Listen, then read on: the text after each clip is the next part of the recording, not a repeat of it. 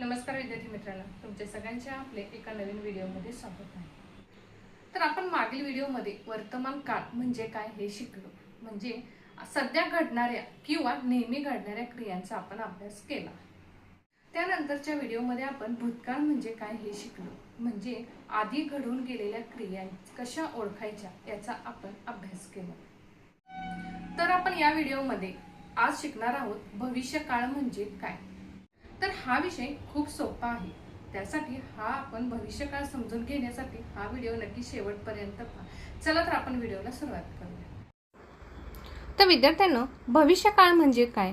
जे कार्य किंवा क्रिया अजून घडलेली नाही परंतु पुढील काळात घडणार आहे त्या क्रियेला भविष्यकाळ असे म्हणतात। सोप्या भाषेत सांगायचं झाले तर उद्या, पुढे, नंतर किंवा भविष्यात होणाऱ्या क्रिया भविष्यकाळात सांगितल्या जातात।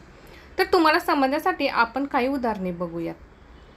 तर उदाहरण पहिलं आहे, मी उद्या शाळेत जाईन। जाईन ही क्रिया होणारी क्रिया आहे। तो संध्याकाळी खेळेल ही सुद्धा क्रिया झालेली नाही, तो संध्याकाळी खेळेल।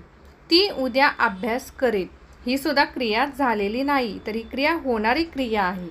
आम्ही पुढील आठवड्यात सहलीला जाऊ ही सुद्धा क्रिया अजून झालेली नाही, तर या सगळ्या घडणाऱ्या क्रिया आहेत। म्हणून या सर्व वाक्यातील क्रिया अजून झालेल्या नाहीत, त्या पुढे होणार आहेत, म्हणून ही वाक्य भविष्यकाळातील वाक्य आहेत।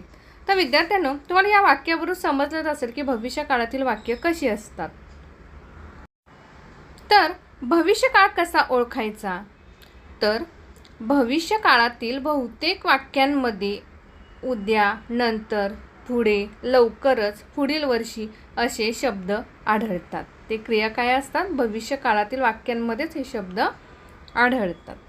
तर भविष्यकाळातील आपण 50 सोपी उदाहरणे पाहूयात, म्हणजे तुम्हाला लवकर भविष्यकाळातील वाक्य समजले जातील।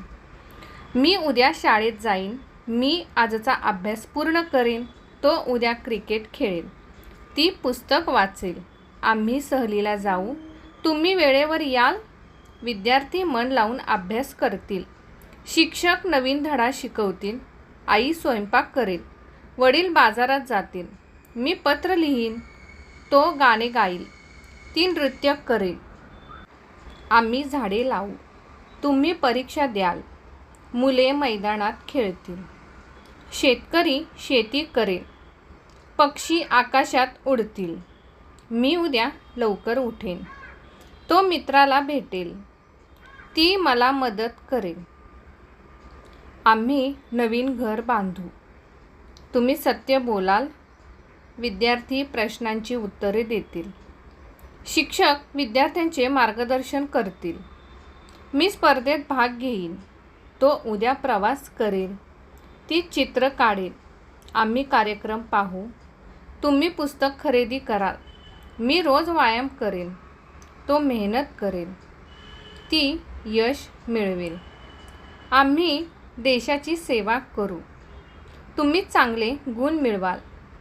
मुले गोष्ट ऐकतील। मी नवीन कौशल्य शिकेन।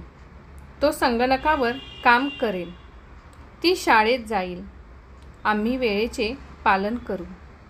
मी मित्रांसोबत खेळेन। तो उद्या घरी येईल। ती कविता म्हणेल। आम्ही स्वच्छता राखू।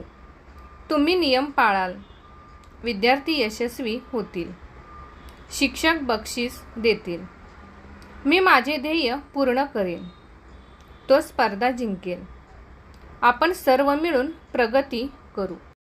तर विद्यार्थ्यांनो, ही होती 50 भविष्यकाळातील सोपी वाक्य। तर लक्षात ठेवा, वर्तमान काळ म्हणजे सध्या घडणारी क्रिया, भूतकाळ म्हणजे घडून गेलेली क्रिया आणि भविष्यकाळ म्हणजे पुढे घडणारी क्रिया।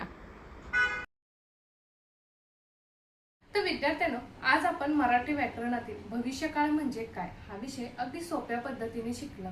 भविष्यकाळ म्हणजे काय, पुढे घडणाऱ्या क्रिया हे आपण उदाहरणासह खूप सोप्या भाषेत समजून घेतले आहे।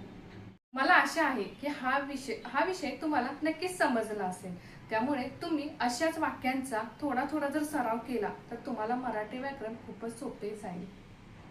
तुम्हाला जर हा व्हिडिओ आवडला असेल तर आपल्या मित्रांना शेअर करा आणि अशा शैक्षणिक चॅनेलसाठी आपल्या चॅनेलला लाईक, शेअर आणि सबस्क्राईब करायला विसरू नका.